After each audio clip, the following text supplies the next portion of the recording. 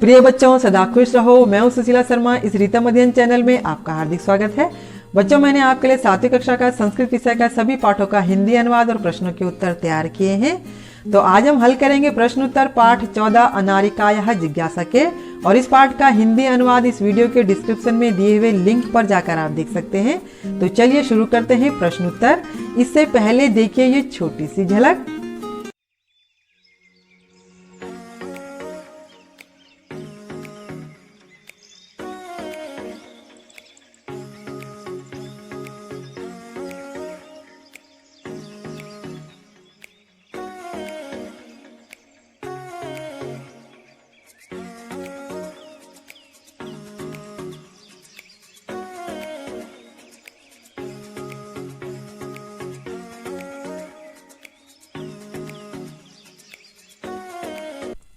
बच्चों, शुरुआत पहले प्रश्न से करते हैं।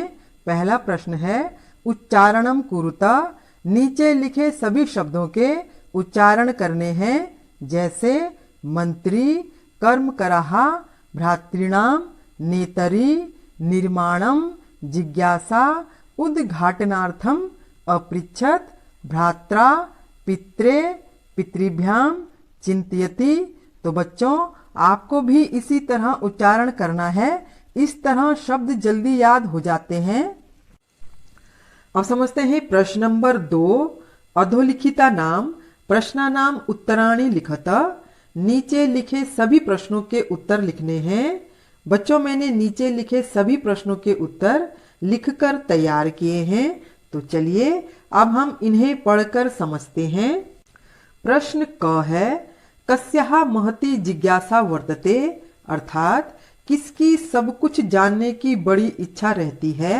इसका उत्तर लिखेंगे अनारिकायाः महती जिज्ञासा वर्तते, अर्थात अनारिका की सब कुछ जानने की बड़ी इच्छा रहती है।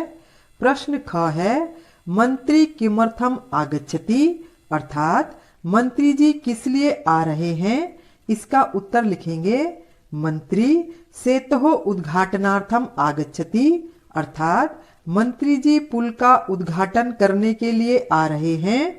प्रश्न ग है सेतोः निर्माणम के अकुर्वन्, अर्थात पुल का निर्माण किन्होंने किया। इसका उत्तर लिखेंगे सेतोः निर्माणम कर्मकरः अकुर्वन्, अर्थात पुल का निर्माण मजदूरों ने किया। प्रश्न घ है सेतोः निर्माणाय कर्मकरः प्रस्तराणि कुतः आयन्ति, अर्थात पुल के निर्माण के लिए मजदूर पत्थरों को कहां से लाते हैं। इसका उत्तर लिखेंगे सेतोः निर्माणाय कर्मकरः प्रस्तराणि पर्वतेभ्यः आनयन्ति, अर्थात पुल के निर्माण के लिए मजदूर पत्थरों को पर्वतों से लेकर आते हैं। प्रश्न अंग है के सर्वकाराय धनम प्रयच्छन्ति, अर्थात सरकार को धन कौन प्रदान करते हैं। इसका उत्तर लिखेंगे प्रजाः सर्वकाराय धनम प्रयच्छन्ति, अर्थात प्रजा ही सरकार को धन प्रदान करती हैं। तो बच्चों, इस प्रकार यहाँ से देखकर आप अपनी कॉपी में लिख लीजिए। अब समझते हैं प्रश्न नंबर 3। रेखांकित पदानि आधृत्य प्रश्न निर्माणम कुरुता। नीचे दिए गए सभी वाक्यों में रेखांकित शब्दों के आधार पर प्रश्नों का निर्माण करना है। बच्चों, मैंने नीचे दिए गए सभी वाक्यों में रेखांकित शब्दों के आधार पर प्रश्न लिखकर तैयार किए हैं। तो चलिए अब हम इन्हें पढ़कर समझते हैं। पहला वाक्य है क अनारिकायाः। प्रश्न है सर्वेषां बुद्धि चक्रवत् भ्रमति, अर्थात अनारिका के प्रश्नों से सबकी बुद्धि चकराने लगती है, दिमाग घूमने लगता है।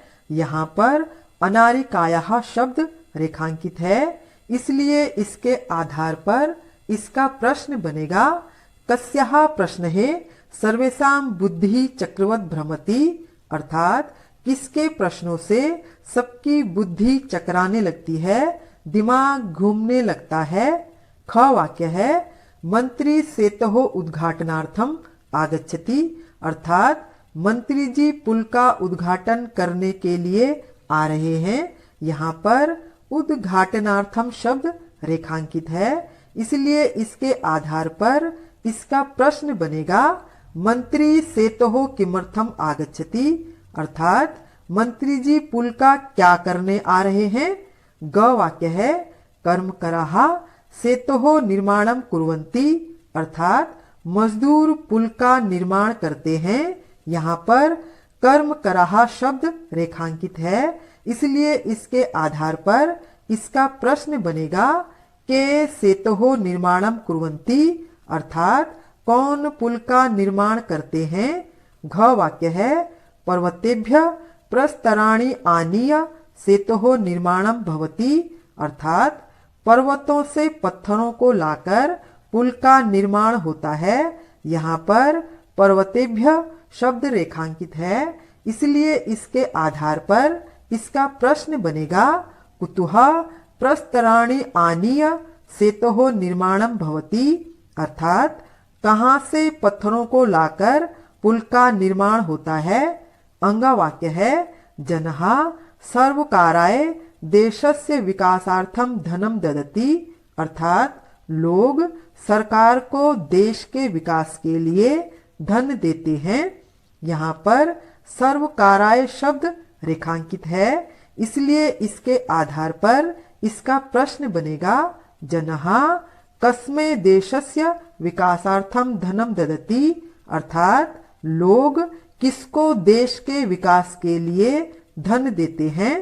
तो बच्चों इस प्रकार यहाँ से देखकर आप अपनी कॉपी में लिख लीजिए। अब समझते हैं प्रश्न नंबर 4। उदाहरणानुसारम रूपाणी लिखत। नीचे दिए गए उदाहरण के अनुसार धातु रूप लिखने हैं। बच्चों मैंने नीचे दिए गए उदाहरण के अनुसार धातु रूप लिखकर तैयार किए हैं। तो चलिए अब हम इन्हें पढ़कर समझते हैं। पहला शब्द है पितृ। पितृ के प्रथमा विभक्ति के रूप इस प्रकार दिए गए हैं पिता, पितरौ, पितरः। ठीक इसी के अनुसार भ्रातृ शब्द के प्रथमा विभक्ति के रूप भी लिखे जाएंगे भ्राता, भ्रातरौ, भ्रातरः। दात्री के द्वितीय विभक्ति के रूप इस प्रकार दिए गए हैं दातारम, दातारौ, दात्रिन। ठीक इसी प्रकार धात्री के द्वितीय विभक्ति के रूप भी लिखे जाएंगे धातारम, धातारौ, धात्रिन। और धात्री के तृतीय विभक्ति के रूप इस प्रकार लिखे जाएंगे धात्रा, धात्रिभ्याम, धात्रिभिः। ठीक इसी के अनुसार कर्तरी के धातु रूप भी लिखे जाएंगे कर्त्रा, कर्तृभ्याम, कर्तृभिः। नेत्री धातु के चतुर्थी विभक्ति के रूप इस प्रकार दिए गए हैं नेत्रे, नेत्रिभ्याम, नेत्रिभ्य। ठीक इसी के अनुसार विधात्री धातु के रूप भी लिखे जाएंगे विधात्रे, विधात्रिभ्याम, विधात्रिभ्य। कर्तरी धातु के पंचमी विभक्ति के रूप इस प्रकार दिए गए हैं कर्तुः, कर्तृभ्याम, कर्तृभ्यः।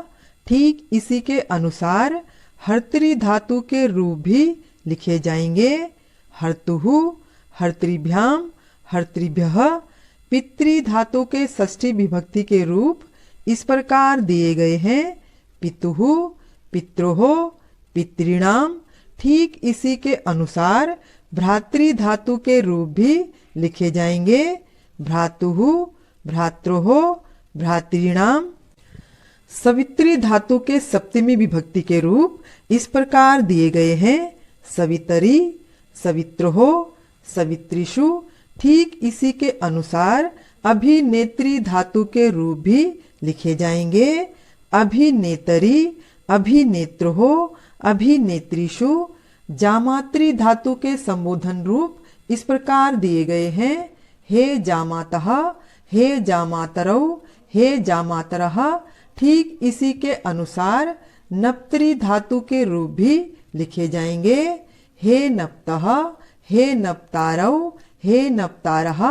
तो बच्चों इस प्रकार यहाँ से देखकर आप अपनी कॉपी में लिख लीजिए। अब समझते हैं प्रश्न नंबर 5। कोष्ठकेभ्यः समुचित पदानि चित्वा रिक्त स्थानानि पूर्यत। नीचे दिए गए कोष्ठकों से उचित शब्दों को चुनकर रिक्त स्थानों को पूरा करना है। बच्चों, मैंने नीचे दिए गए कोष्ठकों से उचित शब्दों को चुनकर पूरे रिक्त स्थान लिखकर तैयार किए हैं। तो चलिए अब हम इन्हें पढ़कर समझते हैं। पहला वाक्य है क वाक्य के कोष्ठक में दो शब्द पित्रा और पितुः दिए गए हैं। पित्रा शब्द को चुनकर वाक्य पूरा करेंगे। वाक्य बनेगा अहम प्रातः पित्रः सह भ्रमणाय गच्छामि, अर्थात मैं सुबह पिता के साथ घूमने के लिए जाता हूँ। ख वाक्य के कोष्ठक में दो शब्द भ्रातुः और भ्रात्रे दिए गए हैं। भ्रात्रे शब्द को चुनकर वाक्य पूरा करेंगे। वाक्य बनेगा बाला आपणात भ्रात्रे फलानि आनयति, अर्थात बालिका बाजार से अपने भाई के लिए फल लेकर आती है। ग वाक्य के कोष्ठक में दो शब्द कर्तारम और कर्तारः दिए गए हैं। कर्तारः शब्द को चुनकर वाक्य पूरा करेंगे। वाक्य बनेगा कर्मकरः सेतोः निर्माणस्य कर्तारः भवन्ति, अर्थात मजदूर लोग पुल निर्माण के कर्ता होते हैं। अर्थात मजदूर लोग पुल बनाने का कार्य करते हैं। घ वाक्य के कोष्ठक में दो शब्द पिता और पितरः दिए गए हैं। पिता शब्द को चुनकर वाक्य पूरा करेंगे। वाक्य बनेगा मम पिता तु एतेषां प्रश्नानां उत्तराणि अददात्, अर्थात मेरे पिता ने तो इन प्रश्नों के उत्तर दे दिए। अंग वाक्य के कोष्ठक में दो शब्द भ्रातरः और भ्रात्रौ दिए गए हैं। भ्रात्रौ शब्द को चुनकर वाक्य पूरा करेंगे। वाक्य बनेगा तौ भ्रात्रौ कुत्र जीविकोपार्जनम कुरुतः, अर्थात तुम्हारे दोनों भाई कहाँ नौकरी करते हैं। तो बच्चों, इस प्रकार यहाँ से देखकर आप अपनी कॉपी में लिख लीजिए। अब समझते हैं प्रश्न नंबर 6। चित्रम दृष्ट्वा मंजू सातः पदानि च प्रयुज्य वाक्यानि रचत।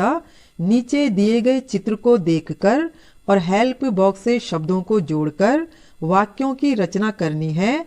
बच्चों, मैंने नीचे दिए गए चित्र को देखकर और हेल्प बॉक्स से शब्दों को जोड़कर वाक्य लिखकर तैयार किए हैं। तो चलिए अब हम इन्हें पढ़कर समझते हैं। पहला वाक्य है अस्मिन् चित्रे एकम बसयानम अस्ति, अर्थात इस चित्र में एक बस है। दूसरा वाक्य है बालाः वर्षायाम छत्रम धारयन्ति, अर्थात सभी बच्चे वर्षा में छाता लिए हुए हैं। तीसरा वाक्य है ते बसयानम आरोहन्ति, अर्थात वे सभी बस में चढ़ रहे हैं। चौथा वाक्य है बसयाने चालकः परिचालकः च अस्तः, अर्थात बस में ड्राइवर और कंडक्टर हैं। तो बच्चों, इस प्रकार यहाँ से देखकर आप अपनी कॉपी में लिख लीजिए। अब समझते हैं प्रश्न नंबर 7। अधोलिखितानि पदानि आधृत्य वाक्यानि रचत। नीचे लिखे सभी शब्दों के आधार पर वाक्यों की रचना करनी है।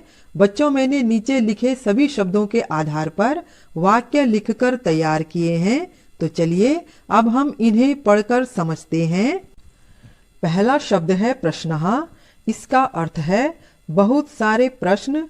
इसका वाक्य बनेगा अनारिका बहून् प्रश्नः पृच्छति, अर्थात अनारिका बहुत सारे प्रश्न पूछती है। दूसरा शब्द है नवीनः।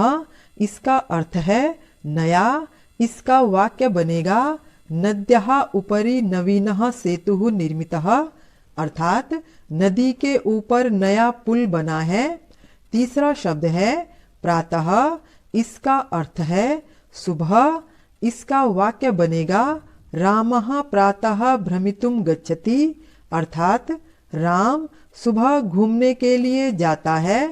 चौथा वाक्य है आगच्छति। इसका अर्थ है आता है या आ रहा है, आती है या आ रही है। इसका वाक्य बनेगा लता आपणात आगच्छति, अर्थात लता बाजार से आ रही है। पांचवा शब्द है प्रसन्नः। इसका अर्थ है प्रसन्न या खुश। इसका वाक्य बनेगा रमा अति प्रसन्नः अस्ति, अर्थात रमा बहुत खुश है। तो बच्चों इस प्रकार यहाँ से देखकर आप अपनी कॉपी में लिख लीजिए और यहाँ पर हमारे प्रश्नों के उत्तर भी पूरे हो चुके हैं। तो बच्चों अभी हमने पाठ 14 अनारिकायाः जिज्ञासा के प्रश्नोत्तर अलग अलग तरीके से हल किए। इस तरीके से पूरा पाठ अच्छे से समझ में आ जाता है और इस प्रकार हमारे दिमाग का अभ्यास होता है, हमारा ज्ञान बढ़ता है, हमारा दिमाग तेज होता है और हम जीवन में आगे बढ़ते हैं। जिस प्रकार हमारे शरीर के लिए व्यायाम जरूरी है, उसी प्रकार हमारे दिमाग के लिए अभ्यास जरूरी है। तो बच्चों मुझे भी आप लोगों के साथ पढ़कर अच्छा लगा। तो चलिए फिर मिलते हैं पाठ 15 के प्रश्नोत्तर के साथ। तो मैं उम्मीद करती हूँ कि अब आपको पूरे पाठ के प्रश्न उत्तर अच्छे से समझ में आ गए होंगे।